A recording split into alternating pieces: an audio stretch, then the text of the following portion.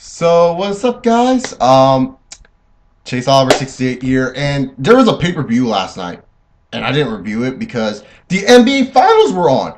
And for all you guys who are really fans of mine or new people, can you please stick around for a channel update after the review of No Way Out 2012? So, anyways, let's get started. Beautiful sunny day in California. Sheamus versus Dolph Ziggler kicked off the show, and really, when you think about it, this world title match was thrown last minute. Might as well put it first on the card. Very good match from both men. Sheamus and Ziggler, I thought, put on a very good match. It's probably my favorite match on this card. I'm not gonna lie, this was my favorite match, and this was a match I wasn't really looking forward to, but this match was pretty damn good. Dolph Ziggler looked really good in this match. He definitely stole the show with Sheamus, and really the fans were behind Dolph Ziggler, which was really cool. So, very good job by Sheamus and Dolph Ziggler here. Sheamus wins. Moving on. Santino Marella versus Ricardo Rodriguez in a tuxedo match. Now, a lot of internet fans gonna bash this and stuff like that, but there's different people, and this was a fun match. At least the feud was being built, and didn't I call it in my fucking preview? I even said, I bet you they're gonna do a Sheamus, I'm not even a Santino and Ricardo Rodriguez match. They did. The one thing is though, is what I don't like is when a comedic character holds a mid-card belt. Yes, it's cool and all, but you need to have it where that person's defending that belt. If you're not going to really use him and that belt to its full potential, why not put it on someone else like a Zack Ryder? Santino wins, making a fool of Ricardo Rodriguez. And next, once again, we get a pretty damn good match between Christian and Cody Rhodes. Last month at Over the Limit, I was like, this pay-per-view match wasn't as great as I thought. I thought it was going to be an awesome match, but instead, Cody and Christian have a better match here at No Way Out. Very good match between both men. I had fun watching this match. This was a lot better than I expected, so I was fine with it. And Sheamus, oh fuck, why am I saying this? Sheamus. Christian retained the IC title belt. That's cool. Now let's move on. Now the sleeper match, the match that was like really last minute. So everyone knows R-Truth, me and little Chris's boy, got hurt, and pretty much they're still keeping us tag team champions. So in replacement, WWE's like, LOL, we have tag teams, so why don't we just put the tag teams together? And they put the primetime players featuring Titus O'Neil and Darren Young with Primo and Epico, who for some reason don't have their rematch. I guess it expired. The Usos, Jimmy and Jay, and the returning Justin Gabriel teaming up with Tyson Kidd because they were going to be a tag team beforehand. And this was a damn good match. This was a fun match to watch. It was like, man, dude, tag team wrestling. I mean, I don't know about you guys, but I love tag team wrestling. Tag team wrestling has been something that I've missed in the WWE. And then they had this match. It was very fun. Had fun watching it. This is a suggested match to watch. It's not the match of the night because Sheamus Ziggler really stole the show for me. After Sheamus Ziggler, it was really hard for this card to keep up to par with what you saw with Sheamus Ziggler. But fun match. Fun match. Then we get on to Beth Phoenix versus Layla. And this is where the card was like, oh god. Layla and Beth Phoenix had a standard Divas match. Not like their match last month at Over the Limit. Layla retains, and I really do not know what they're going to do with the Divas division. Oh, and Layla tried to do some cute shit in the ring. I was fine with that. Sin Cara versus Hunico. And once again, a lot of people that I watch, because I don't do Raw or SmackDown reviews, as you know, a lot of people that were talking about Sin Cara and how he came back is that he's working a lot much slower than he used to. And although people do criticize on that, I think it's a better positive that Sin Cara is working a slower match. See, the thing about Sin Cara working a slower match is it prevents less injuries, less botches. I know people want to see him be more fast and more high-flying, but that will take time. The thing is, many people say, oh, Sin Cara is a failure, ultimate bust, but people got to understand. Rey Mysterio, when he came in, like, at a young age, the thing was, Rey was wrestling like when he was 14 years old. Many people don't know that, but he's been wrestling since he was 14 years old. He wrestled in Mexico, and he got an early advantage to the American style. He was wrestling the American style at a young age.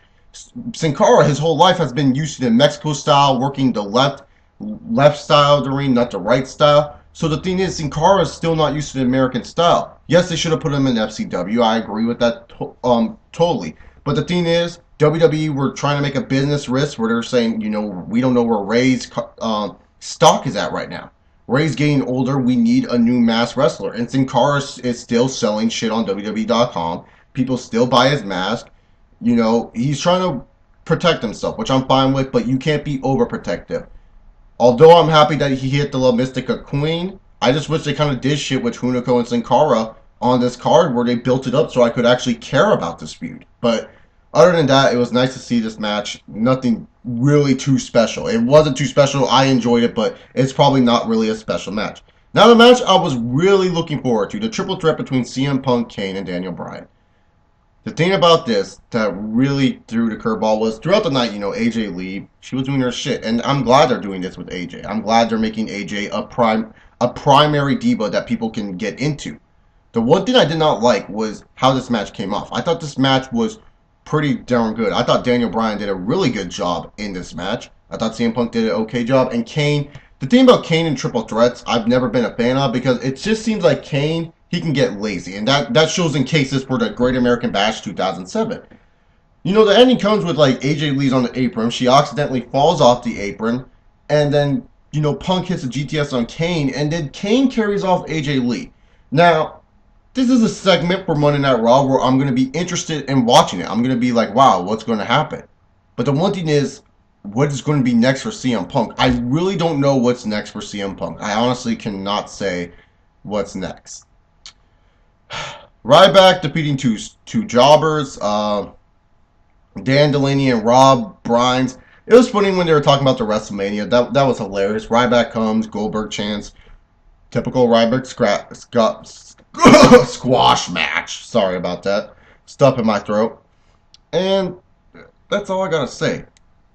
And then we get on to the main event. John Cena with Mr. McMahon beating Big Show with John Laurinaitis.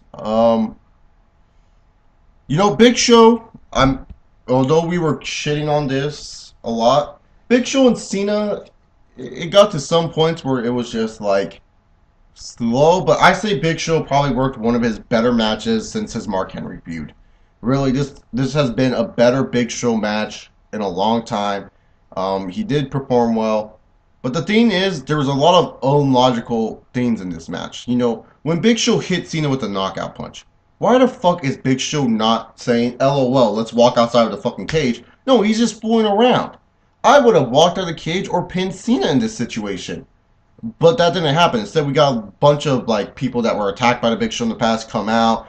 Alex Riley, Kofi Kingston. They distract the Big Show, and then Cena ends up winning the match. And it's just like, that's it.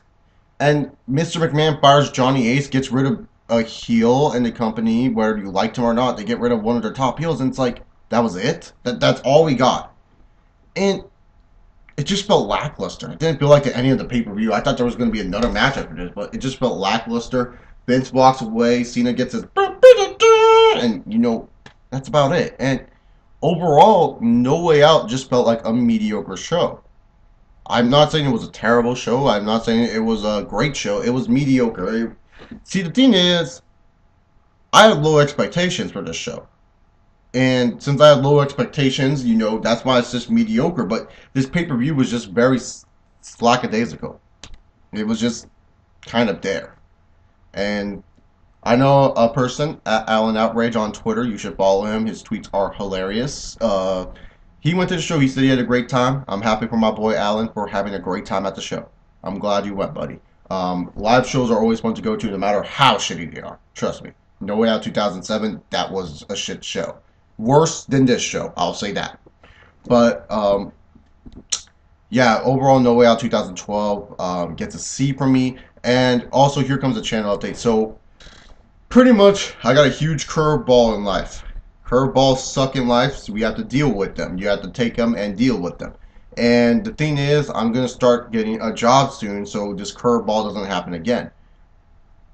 So, which means video production will be down. And I just want to inform you all, YouTube is just a hobby that I do for fun. I don't want YouTube to be my job. I don't want YouTube to be my work. I want YouTube to come on here every once in a while and make a video and discuss certain topics in wrestling. So if I don't always do pay-per-view reviews, I'll still have the classic pay-per-view reviews to do. If I don't always, post up a certain topic on a certain video, I'll always, I'll always try my best to discuss about sports and wrestling as much as I can. If I don't get to it, I'm sorry.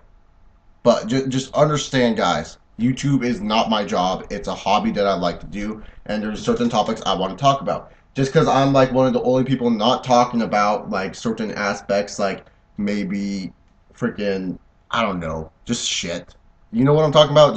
Just because I'm not talking about a certain subject doesn't mean I gone from YouTube. I'm just trying my best to put videos up there as well as trying to get a full-time job. So, yeah, curveballs in life suck. You just got to deal with it and you need to move on forward. And I'm going to move on forward and everything's going to be great. I just want to give you guys a channel update that sometimes if I don't post a pay-per-view review, don't worry. There I will make sure I'll try my best to give a review of the pay-per-view even if it's 2 days after. I don't give a shit about views. You guys should know that. I still post videos on my CO Live account, which only has like 10 views. I don't even care because I love doing this. So thank you all for watching this video. Subscribe if you like. Second channel, Twitter, all down below, especially Alan Outrageous Twitter. Comment down below your thoughts on No Way Out, and I'll see you all later.